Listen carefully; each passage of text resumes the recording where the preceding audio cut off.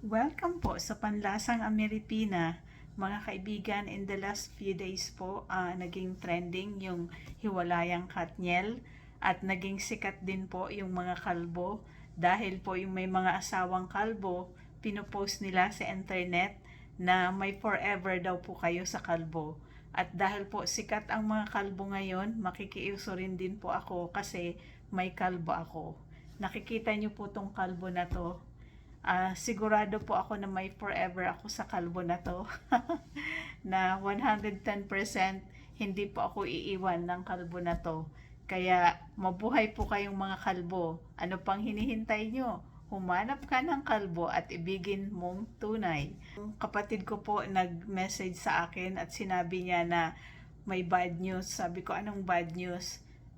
Sabi niya, ayokong sabihin sa'yo kasi baka ma-stress ka. Sabi ko, sabihin mo na.